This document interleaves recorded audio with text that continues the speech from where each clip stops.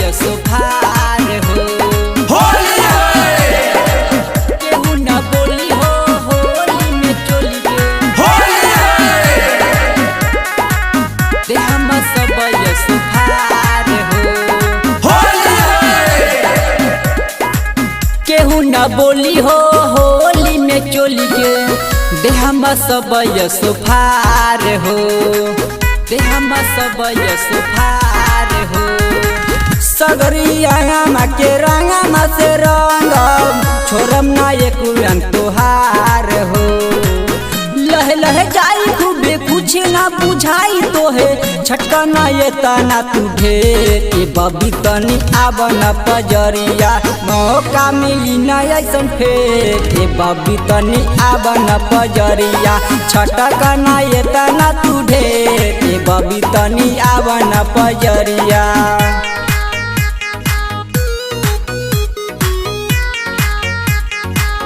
दे हम सब यशो भार हो।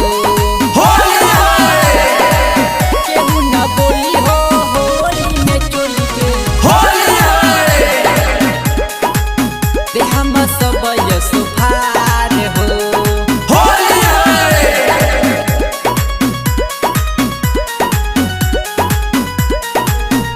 बारू बारा गदराइल ऊपर नीचे ले गोटाइल आज हाथ में हमारा बारू भाग से धराइल।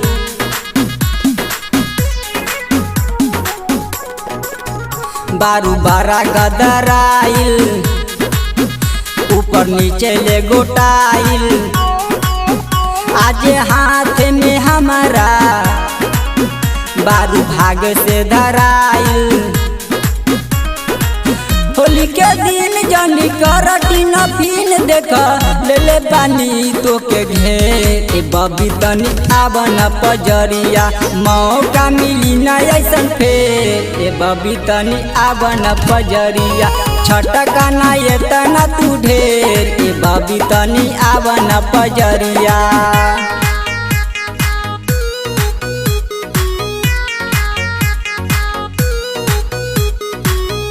हम सब यशो भार हो। केहू न बोली हो होली में चोली के दे हम सब यशो भार हो।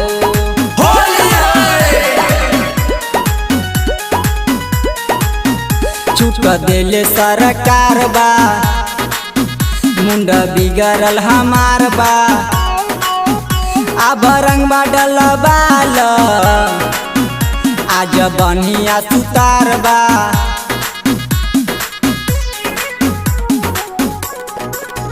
छूट देले सरकार बा मुंडा बिगड़ल हमार बा अब रंग डल बाल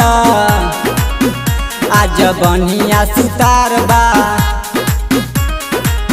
साली तू बारू जल्दी आबया गारू काहे करेलू अबेर ए बबी तनी आवन पजरिया मौका मिली ना ऐसन फेर ए बबी तनी आवन पजरिया छटका ना ये तना तू ढेर ए बबी तनी आवन पजरिया।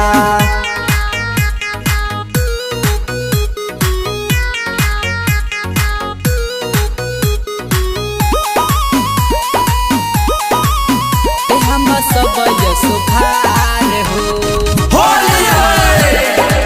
केहू न बोली हो होली में चोली के दे हम सब यशो भार हो।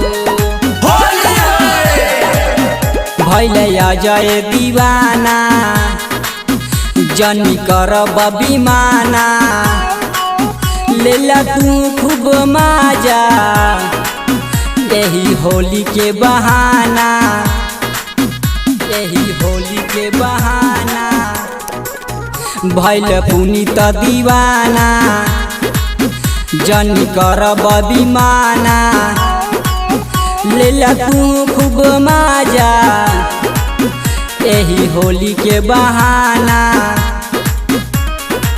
रंजन विकास रंग डाले हो विशेष हवे जिला के अपना से ए बबी तनी आवन पजरिया मौका ना मिली ऐसन फेर ए बबी तनी आवन पजरिया छटका ना ये तना तू ढेर ए बबी तनी आवन पजरिया।